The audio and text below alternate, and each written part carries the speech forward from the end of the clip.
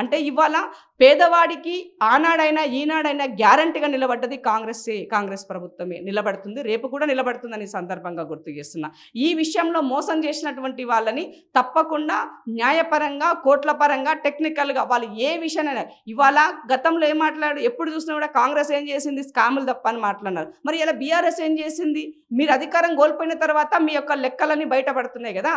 మీకు liquor policy అంటే దొరపాలనలో liquor policy మాత్రం టెన్షన్గా అసలు అదే ఒక రోజు ముందే లిక్కర్ పాలసీ వస్తుంది.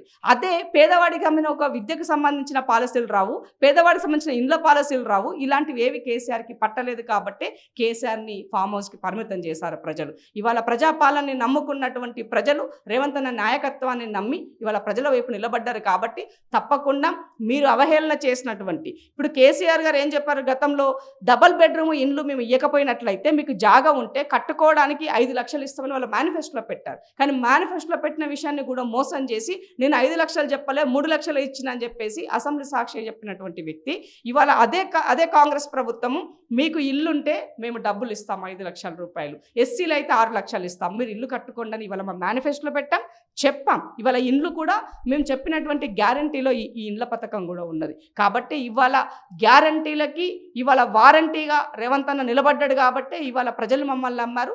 మేము ప్రజలు ఇచ్చినటువంటి ఈ అధికారాన్ని బాధ్యతాయుతంగా ఏవైతే కేసీఆర్ కట్టి వదిలేసి సగంలోనే పెండింగ్లో ఉన్నటువంటి ఇండ్లు అవి మరమ్మతులు చేయడానికి ఇవాళ దాదాపు 350 నుంచి 400 కోట్ల రూపాయలు కావాలి. వాటికి కావాల్సినటువంటి వాటిని మరమ్మతులు చేసి బాధ్యతగా ఎవరికైతే నిజంగా ఇల్లు లేదో నిరుపేదలకు ఆ ఇండ్లు ఇస్తాము.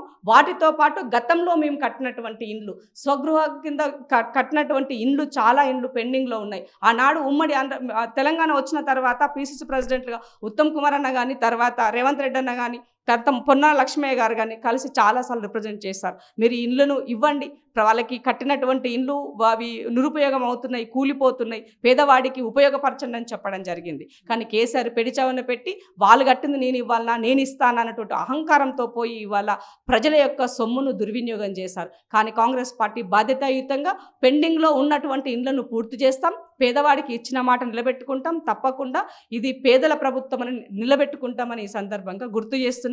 కానీ డబ్బులున్న దగ్గరలా మీరు ఎట్లెట్లా మోసం చేశారు, ఎంత మోసం చేశారు ప్రతిదీ కూడా ఇవాళ అధికారుల ద్వారా లెక్కల రూపకంగా బయటకు వస్తాయి. తప్పకుండా వీటన్నిటికీ కూడా శిక్షార్హులే. త్వరలోనే మిమ్మల్ని ఊచలు లెక్క పెట్టించేటువంటి పని ఇవాళ ప్రజాపాలన ప్రభుత్వం తీసుకుంటుందని సందర్భంగా తెలియజేస్తున్నాం.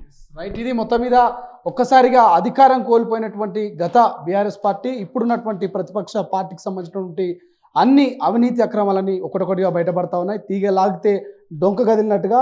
సో ఇటువంటి డేటా అంతా కూడా అటు అధికార పార్టీ నాయకులు కావచ్చు, ఇతర సామాజిక స్పృహ ఉన్నటువంటి ప్రతి ఒక్కరు కూడా ఆధారాలతో బయట పెడుతున్నారు. ఆర్టీఏ ద్వారా ఆధారాలు తీసుకొని మరి ఎంత అవినీతికి పాల్పడరు అంతా చెప్తున్నటువంటి పరిస్థితి. చెప్పండి మేడం. ఒక విషయం గమనించాలి, ఇప్పుడు ఈ డేటా కనుక మీరు చూసినట్లయితే దీంట్లో ఇవి జిల్లాల వారీగా కట్టినటువంటి ఇండ్లు. ఇది కూడా డేటా కూడా 23 చూడండి, 23. సో ఈ కాపీ నాకు వచ్చింది July 7th month, 7th month 5th రోజు ఈ కాపీ నాకు వచ్చినటువంటి జస్ట్ ఎలక్షన్లకి 2 months బిఫోర్. సో అంటే మీరు చూడండి, జీరో ఇది ఏ జిల్లా? ములుగు జిల్లా. ఇక్కడ 0 ఇది ఏ జిల్లా?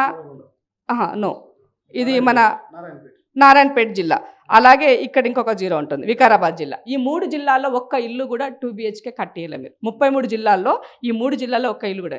అత్యధిక కట్టించినటువంటి ఎవరిది? హరీష్ రావు 7,252. 7,252 సిద్దిపేట్ హరీష్ రావు. సెకండ్ ప్లేస్ ఎక్కడ? 4,200. ఎవరైనా? జగిత్యాల అంటే ఎవరు? కవిత అండ్ కేటీఆర్. అంటే ఆ కుటుంబ సభ్యులకి సంబంధించిన దగ్గరలో మాత్రమే ఇండ్లు కట్టి. ఇక్కడ థర్డ్ ప్లేస్ 3,424. ఎవరిది? పువ్వాడ, ఖమ్మం, పువ్వాడ అజయ్. అంటే ఇంకొక విషయానికి ఇక్కడికి వచ్చినట్లయితే ఇంకోటి సిరిసిల్ల ఉంటుంది, కేటీఆర్ గారిది. ఇది చూడండి 2,181 ప్లేస్. తర్వాత సంగారెడ్డి, ఇది కూడా హరీష్ రావుది, 2,885. అంటే కేవలం వాళ్ళకి సంబంధించిన దగ్గర మాత్రమే ఇచ్చినటువంటి దాంట్లో అరకొర కూడా పూర్తి చేశారు, మిగతా దగ్గరలో చేయలేదు. కాబట్టి వాళ్ళకి చిత్తశుద్ధి ప్రజల పట్ల లేదు, కేవలము వాళ్ళ యొక్క ఆర్థిక మూలాల పట్ల, డబ్బు పట్ల, దోచుకునే దాని పట్ల మాత్రమే వాళ్ళకి చిత్తశుద్ధి ఉందని ఈ సందర్భంగా గుర్తు చేస్తున్నాం. సో ఇది మొత్తం మీద ఆర్టీఐ ద్వారా ఉన్నటువంటి అన్ని రకాల ఆధారాలని బయట పెడుతూ ప్రయత్నం చేస్తారు కాంగ్రెస్ పార్టీ నాయకురాలు ఇంద్ర శోభన్ గారు. సో చూద్దాం, వరుస అవినీతి అక్రమాలు బయటపడుతున్నాయి. చేప పిల్లల పంపిణీ నుంచి ఏదైతే గొర్రెల పంపిణీ వరకు, ఇటు డబుల్ బెడ్రూమ్ల పంపిణీ వరకు ప్రతి ఒక్క దాంట్లో కూడా అవినీతి అక్రమాలు జరిగినాయి.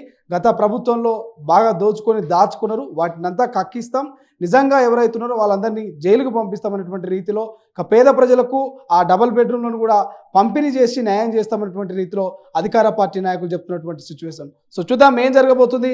ఈ గొర్రెల పంపిణీకి సంబంధించినటువంటి ఆ స్కామ్లో కావచ్చు, అదేవిధంగా చేపల స్కామ్లో కావచ్చు, డబుల్ బెడ్రూమ్ల స్కామ్లో ఏం జరగబోతుంది అనేది భవిష్యత్తులో చూడవలసిన అవసరం ఉంది. కెమెరా పర్సన్ అజయ్తో శ్రీశైలం, తొలి వెలుగు, హైదరాబాద్. అసలైన తొలి వెలుగు. ఫాలో వాట్సాప్ @తొలి వెలుగు official.